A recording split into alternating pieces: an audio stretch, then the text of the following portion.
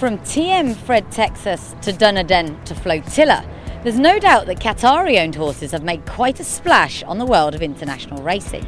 But what more does racing here have to offer? I've come to Doha to find out.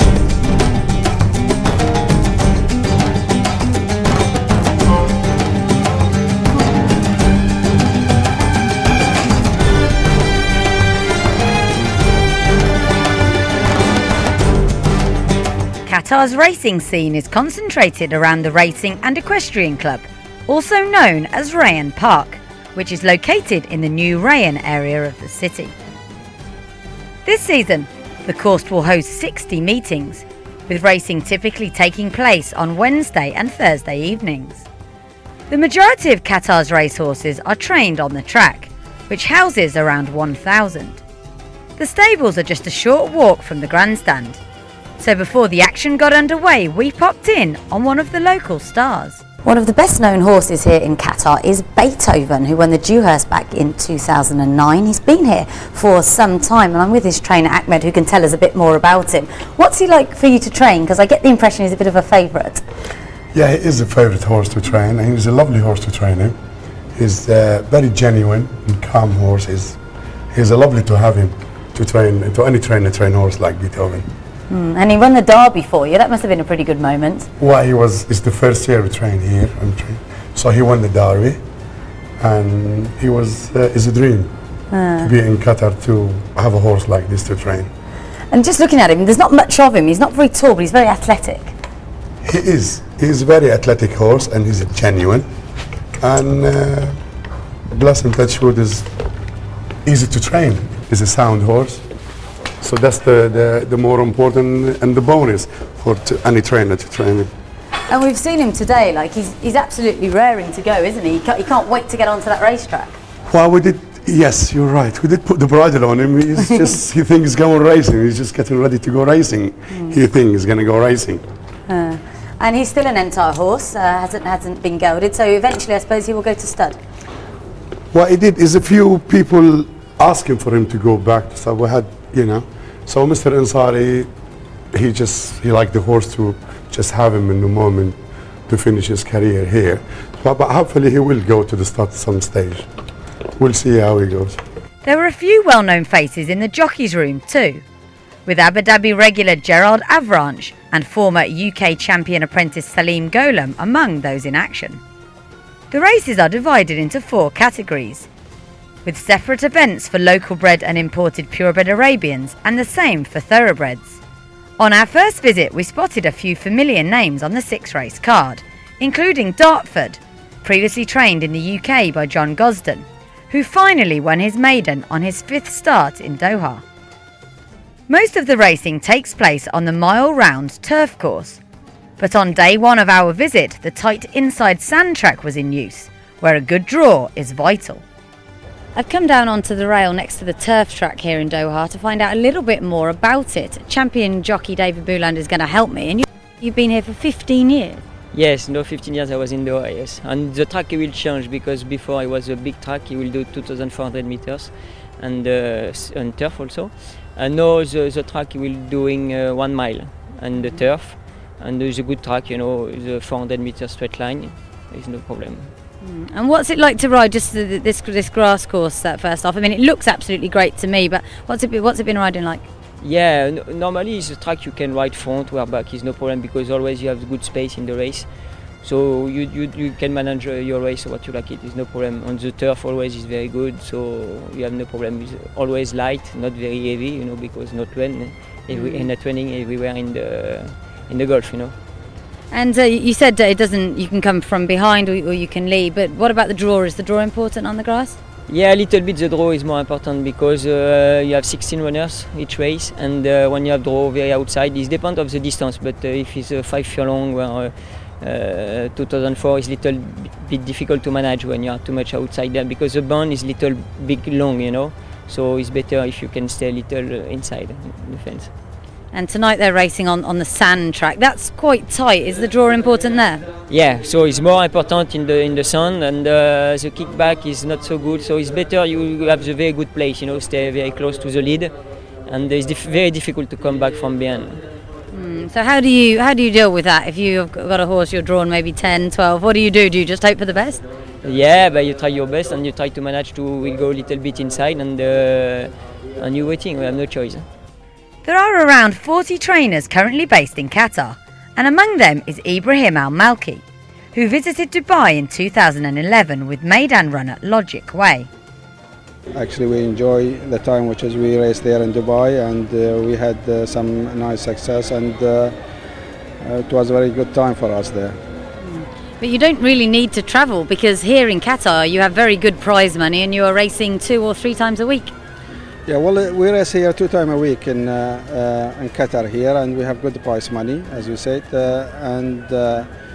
but sometimes you need to go outboard, so like Dubai, like England, like somewhere, so you can see your horse how strong enough and where is he from in other country in the map actually, and that's we give us for our horses and for us also as a owner, as a trainer, as a jockey, where we are in the against the other worlds. And we saw you earlier with some of your stars in your stable. We saw you with Arrigo. He raced it in Europe last year. What's the plan for him? Well, Arrigo, he was racing last year in England actually, and the plan this year was to race him here in Qatar. Then we give him some rest in the summer time. Then I hope we're gonna bring him to Dubai again, beginning of the season, and we see him how he's doing there, because he need long straight, this horse, and he's more like a little bit galloper, so I think Dubai will suit him more than Qatar here. That's interesting. And you also have a Group 1 winner, Hearts of Fire, and he's a lovely horse. He's a very nice horse actually, very good temperament. He's very honest when he races actually, and we had a nice time with him in Dubai there 2 years ago, and after Dubai he gets some injured and he just recovered from the injury. We planned for him this year to run him last race here, end of the season. Then if we have a chance, so we can travel with him again. Qatar currently hosts one big international meeting a year, which in 2013 took place in late February and which attracted several Dubai-based participants. However, there are big plans to expand not just the racing calendar but also the facilities on offer, as General Manager Sami Jassim Al-Boanain explains. The capacity we are thinking, because the population that time it wasn't that big is like now, we think of this grandstand, the capacity is like around 2,500 plus some lounges and the Emiri lounge which we are here.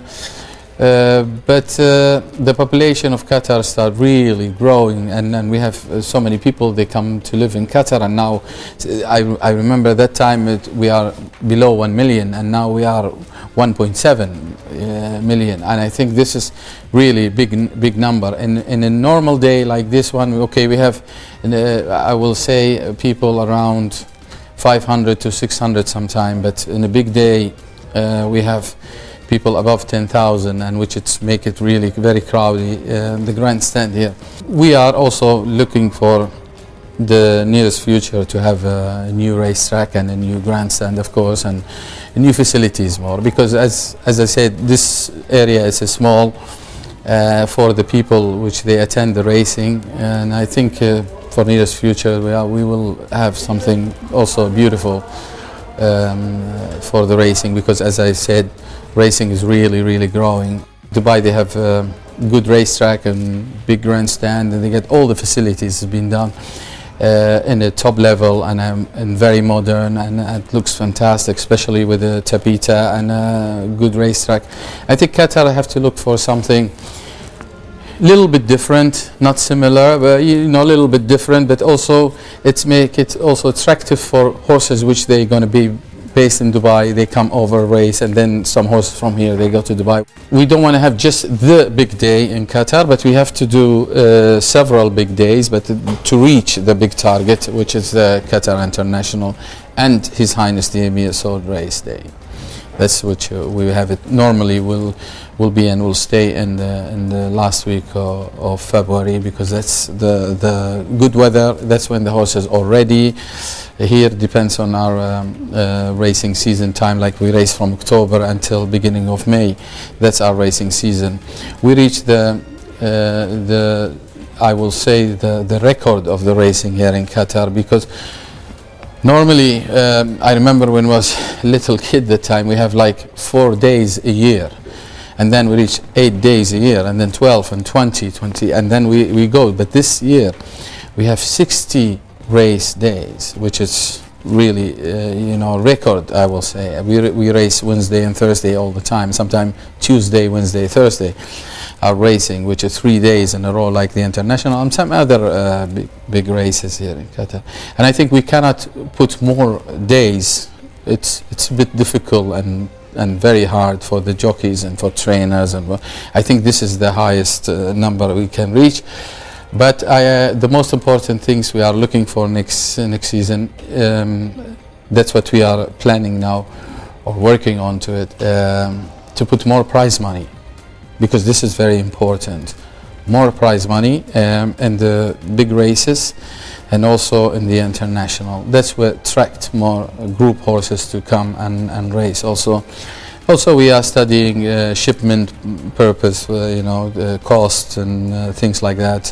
Some accommodation things for trainers, jockeys, owners. They will come to participate, and I think next season will come with a new program, with the new facilities and instructive stuff for the trainers, owners and jockeys to come here to Qatar. Qatar racing is not all centred around the Racing and Equestrian Club, however, and we decided to travel further afield to see some of the country's rapidly emerging breeding industry. We've come to Khan Farm on the outskirts of Doha to find out a little bit more about what is one of the biggest racing and breeding enterprises here in Qatar. Over the years, their trainer Alban de Mule has sent out such stars as Dahes and Aldama from these very stables, and lately they've branched into thoroughbreds, including Shima Classic Third. Very nice name.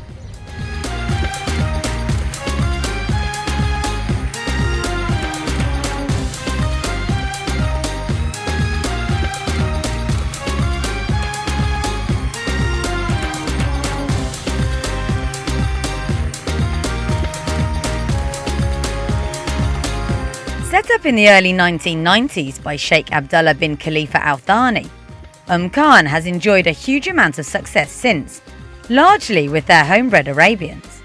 There are currently around 140 horses on the farm, including mares, foals and young stock.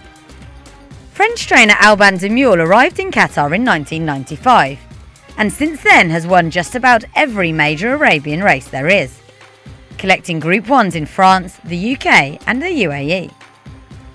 He and wife Patricia divide their time between Qatar in the winter and Chantilly in the summer, enjoying the very best of facilities at both venues. We caught up with Alban at the end of a busy work morning on his private track and were introduced to the latest stable star.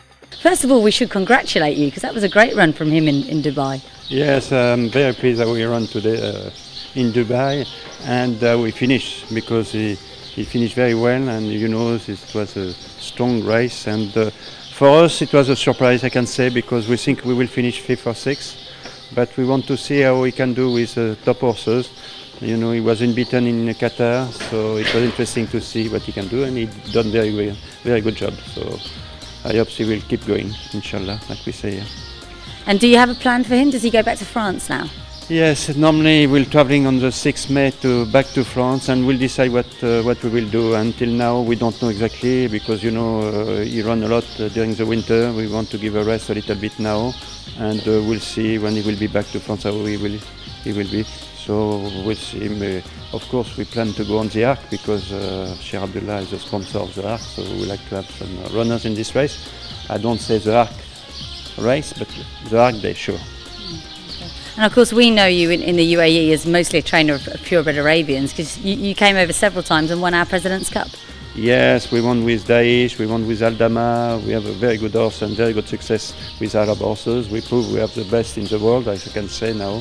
And now we go with a thoroughbred, so it's nice to have a thoroughbred like that. And for us, because you know, a thoroughbred is a thoroughbred, Arabs is Arabs, but for us to have a good thoroughbred like that, it proves we can do something nice with all quality of the good horse. So, of course, to find another Daesh Aldama is difficult, but we have Tabarak today, is a very good Arab horse, and we have Muntasar, I think, I hope a good future for this horse. So we have some nice young stock coming with the Arabs.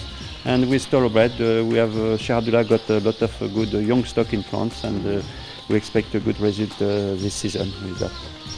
And we've had a really good look around the place. It's a beautiful farm, and most of your horses here are actually bred by Khan. Yes, now we have a lot of, regarding Arab horses, we bred 90% of the horses we have here.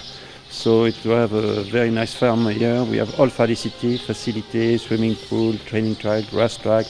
And as you see, this barn is fantastic for the horse, 60 rooms, no noise. And you know, the more important is to have a good team with you. And that is why we have a good result. And of course, if you have a good owners, which like Sheikh Abdullah is perfect. And it's great to see, you mentioned that Sheikh Abdullah is now getting more into the thoroughbreds than the Arabians. Do you think in a few years' time we're really going to see those silks at every major race meeting in Europe? Yes, I think in the future you will see a lot of horses under Al-Thani family. I will say Sheikh Abdullah, Sheikh Johan, or Sheikh Mohammed, but Al-Thani family will come over now, and I think they will be, I think in the future, the top owner in the world. Having recently moved into thoroughbred racing in a big way, Khan also has horses in training with Freddie Head and Nicolas Clement. With 2000 guineas runner-up French 15, just one of those to carry their maroon and white silks with distinction, there's exciting times ahead for one of racing's emerging powerhouses.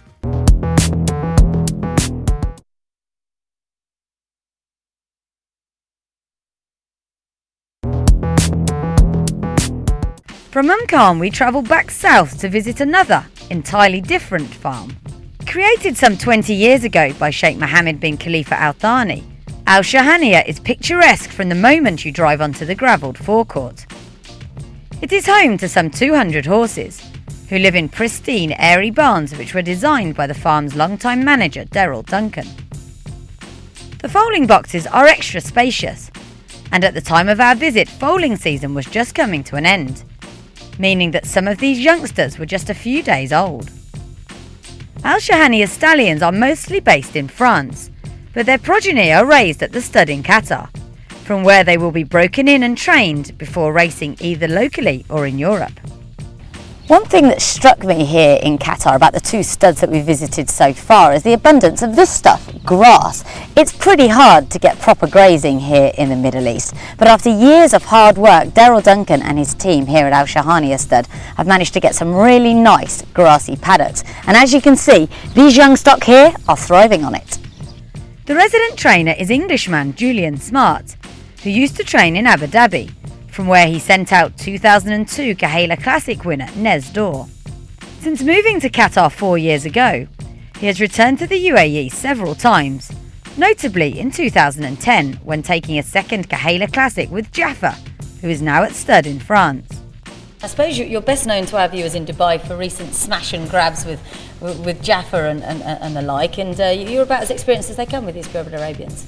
We've been around them for a while now, yeah. I was fortunate enough to arrive in Abu Dhabi in 1992 for the royal family in Abu Dhabi. Made my way around the Gulf a bit and ended up here in Qatar. And yeah, well, it was one of my unforgettable moments of my career, if you like. We've had a few, but that was definitely one of them. And now Jaffa has gone on and he's now a stallion and doing pretty well, but I suppose it's a little bit too early to tell. Look, the stamp of the model that we've seen so far, I think he's going to be very successful. And it's like I've said before, if they take half of the ability that Jaffa had himself, they'll be good horses, because he really was a superstar. To do what he did throughout his career, till the age he did it, you know, to win the Kahela Classic, to win the Emir's Sword here in Qatar, to win the Shadwell Group 1 at Newbury on Dubai Day, he was a super horse. And he was, you know, performing breeding duties at the same time. So we asked a lot of him, but he certainly gave a lot back. He's a great horse. And now you're based here for sort of 6 months of the year, and then you're in the UK for the rest of the time. What's it like training here in Qatar? I mean, obviously we've seen you've got beautiful facilities. I think to train in the Gulf, you have to be an adaptable trainer. If you don't adapt, you're not going to be successful. We are very, very fortunate enough and have been to base at Lambourne in the UK now. This will be our 4th year going back there, which I'm very grateful to His Highness Sheikh Mohammed for letting me do, because the facilities are phenomenal over there. It's great, but you can't train over there the same way that you train here. Like I said, you'd have no success at all. So it's different training here in Doha, and it's different in Doha than it is in Dubai or Saudi, I'm sure, or somewhere else, you know. But I'm fortunate here to work for somebody that, you know, it's a private farm, so we've got our own track. We've got beautiful gardens that we go walking, trotting in the gardens. We can do whatever we want, whenever we want. So we're not limited by time or anything like that. We don't have to worry about other people either. So I think we're very spoilt being based at a private stud. And when you go back to Europe, do you sort of plan your horses' campaigns around the big meetings, so Newbury and then of course Paris in October? Exactly, that is, for the Arabian breed, that's exactly what it is geared up around. It's basically, the first thing you look for is what's the date of Dubai Day, because it's a huge, huge date. In the UK, it's the biggest day of Arabian racing, period. And I think it's the biggest day of Arabian racing in Europe, bar none. You know, it's how many, 3 Group 1s or 4 Group 1s, and it's a real big day for Arabians, so that's what we look for. And then obviously, as we all know, the Arc is always the first weekend of October, so we know when that is. But those are the 2 targets. Al Shahania now sponsor the Prix Diane in June, so that is, and we try and take some, it's a derby basically, the Al Shahania derby on Prix Diane Day, so we try and support that race with our 4-year-olds. So those would be the 3 main targets. Then there are the races at Deauville that we always try and attend in September. And to be honest, the only races that we haven't really been to that I would love to go to are the Arabian races in Turkey. They interest me a lot, but we just haven't found the right horse to go yet, but hopefully. And might we see, hopefully next year or the year after, some more of your runners over in Dubai or even Abu Dhabi? Yeah, it's a big target for us. It's a huge target for us now because obviously Jaffa winning was fantastic, and we got a bit of a taste for that. And look, it's good racing over there. It really is good racing, and I think what the Qatari representatives did in the World Cup this year just boosts, I think, the progress that the Qataris are making in world racing. But as far as we're concerned, yeah, definitely, we'd love to find some Arabs that would be able and be eligible to run in the UAE again, of course, because they're good races. And obviously the Arabians is where it all started. These are now very famous dark blue silks, but there's been quite a move into thoroughbreds with Flotilla, of course, winning at the Breeders' Cup. Is that something we're going to see more of? I can't really comment personally, but I do believe yes, for sure. I mean, they had a very nice filly one a couple of days ago who's going straight for the English Guineas, and you know, they had Hermival, obviously finished 3rd in the Guineas last year. Yeah, definitely. I think the Breeders' Cup win really kicked the boss into gear, and I think he's looking for a bit more. I think he enjoyed that. So yeah, I think there's plenty of thoroughbreds on the horizon. Hopefully we might get a few over here, because I'd like to compete in a few races in Doha, and why not in Dubai, you know? If he was willing to send us some nice ones, good enough to go to the carnival or something, you know. I think you know, the racing in Dubai is something that we all aspire to try and be part of, because it is, you know, internationally it's very, very good. So yeah, hopefully we'll see a lot more thoroughbreds owned by Sheikh Mohammed in Europe and in America, and then hopefully over here. We've always had some. We've always had 1 or 2. Nothing spectacular, but we've always had 1 or 2. So it would be nice to have a few nice ones. Reluctantly leaving the splendour of Al Shahania behind us, we travelled back to Doha to meet another familiar equine face, the 2012 Dubai Kahela Classic winner, TM Fred Texas. The Grey was enjoying a break after his excellent 3rd in this year's race, behind Al Mamam Monlau, who is also owned by His Excellency Sheikh Johan bin Hamed Al Thani. The Sheikh's representative, Nasser Sharida Al Karbi, explained that winning the UAE's biggest Arabian race was a landmark day for the whole team. It was an amazing moment. I think TM Fred Texas is one of the best horses in the Arabian industry, especially in horse racing, and we're very happy to win the Khayla for the second time, especially when we did a nice surprise with the Al-Ma'moum. Yes, that was a bit of a surprise, and of course Fred here chased him home at a couple of spots behind, but we didn't expect to see that winner, I must admit.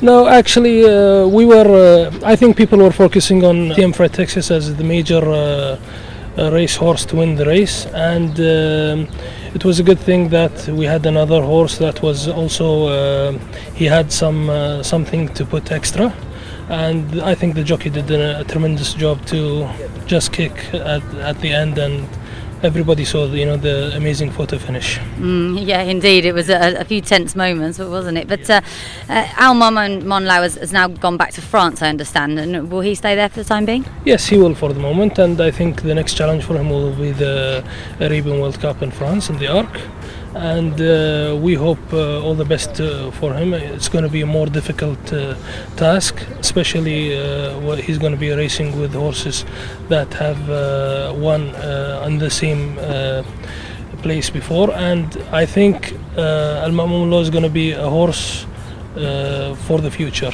which will depend on putting his pressure on other horses. Okay, that's interesting.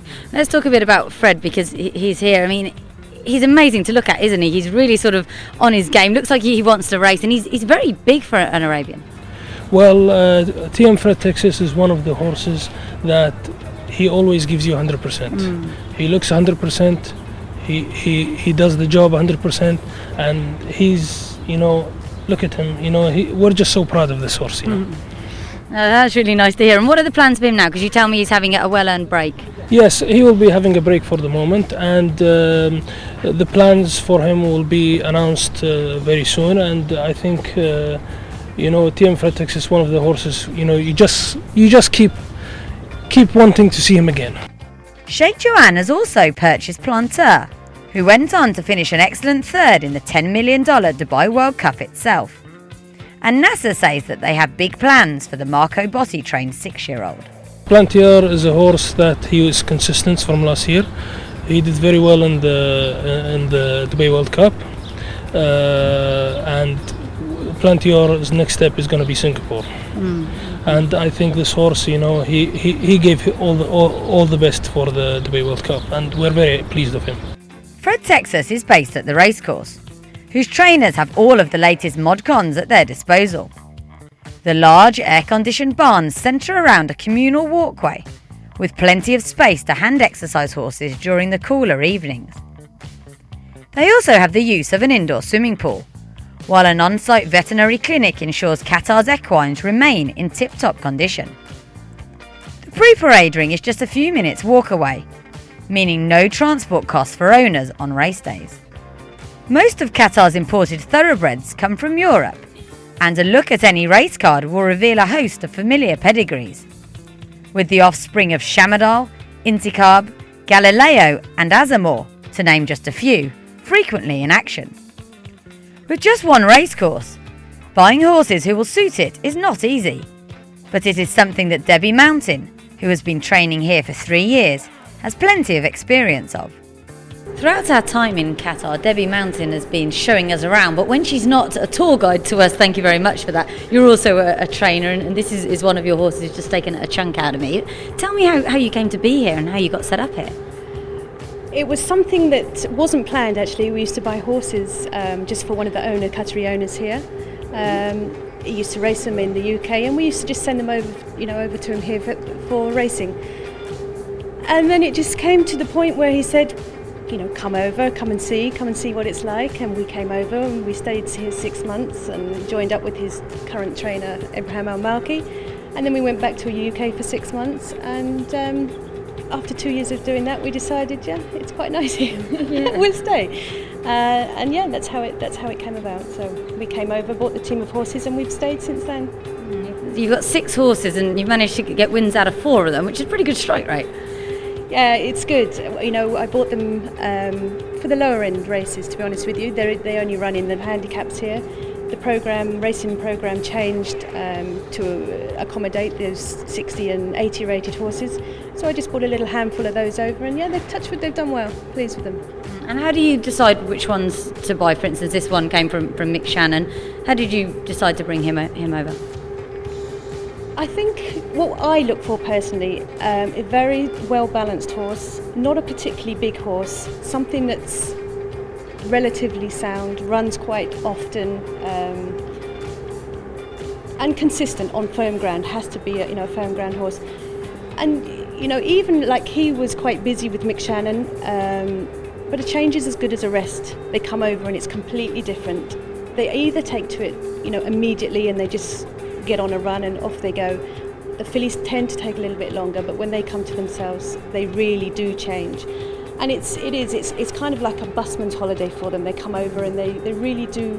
You find a different angle to them, and it's the weather and the conditions just suits them. And do you find it quite straightforward training here? Obviously, it's not at all like Newmarket. No, it's the same for everyone. You've got one track. You go, the same rules. So on that side of it, it's slightly easier than Newmarket. You've got too much choice. But yeah, I don't train very hard. The track's, it's sand track. The horses can do plenty on it without going fast. So happy horse, keep them ticking over, and you can race them quite regularly. And we should also touch on the horse who kind of made you famous in a way, Master of the Horse, who you bought from Ballydoyle, and he's now a stallion, I understand. Yes, he left earlier at the end of last year. We sent him over to Ireland. I know he's covered his first little batch of mares because he was actually late leaving here by the time we'd organised all the paperwork. But he's covered a nice amount of mares, both national hunt and flat. So fingers crossed. Very, very well bred horse, very well known horse, and hopefully he'll be one that pops up later, one to follow, I feel like. Just looking forward for Qatar. I mean, obviously that they've made great strides already. Where do you see racing here going in the next sort of 4 or 5 years? Well, it's kind of like a closed box, let's say. It is in just the 3 years I've been here. The ratings of the horses, the type of horse that comes here, the owners that are involved now, is just amazing. And I think the sky's the limit. And they will build a bigger track. They will have already we have international festival. We have 3 big, an official Group 1, 3 big meetings that we invite the international runners over. So they are looking. I know they have a really big plan, and nothing happens very quickly. But if you take your time and you do it properly, I think we'll be on a really, really good level when we get where we want to be. Next, it was back to the track for a 9-race card, which featured 4 thoroughbred races and 5 for Arabians. Racing this time on the turf course, it turned out to be an excellent day for Gerard Avranches, who rode a treble for leading trainer Jassim Ghazali, who is on course for another championship. I'm happy to see Dubai racing in my country here, and alhamdulillah I'm very happy to in the season at now 76 winners. In the race all trainer he tried to follow the winner. I have one good trainer Alban Demule here. This season at now he's first, I'm second. Last season I'm first trainer in the Qatar, and I'm full try to take champion trainer in the Qatar because you need hard work and you need good horses to can stay in the level. Trainers, of course, can do little without their owners, and we met up with Hassan Abdul Malak, who has big plans for his team, not just here, but also in the UAE. Owning horses is a pleasure actually, and at the same time it's a big responsibility. We've seen you race your horses in Dubai before. Logic Way was over there for you. Is that something that you'll do again in the future? It's an aim and a target everybody is targeting actually. Without a doubt, Dubai racing is something that everybody around the world is looking to attend, and we had the pleasure and a chance to participate in the World Cup 2 years back with 2 of the horses. It's really a nice experience. Look forward to do it one more time in the future. And what is your big ambition? Is there one race that you would really love to win anywhere in the world? Dubai World Cup is the one I'm really targeting. And I hope we can achieve this. Back on course, there was success for Khan, whose 5-year-old lad, who beat Eric Lemartinel's AF Sanadek in the International Group 2 in February, triumphing again under David Bouland. This is our old mate Beethoven. He lines up in the biggest race of the weekend here in Doha. It's the Al Gharafa Cup. It's over a mile and there's several familiar faces in it, including a former carnival performer in Right to Dream. But we're rooting for Beethoven. Let's see how he gets on. Beethoven missed the break and could only manage 6th. But Hassan Abdul Malak had some luck with his Right to Dream, who closed late for 2nd behind impressive winner Amico Mio, trained by Youssef Bentahar.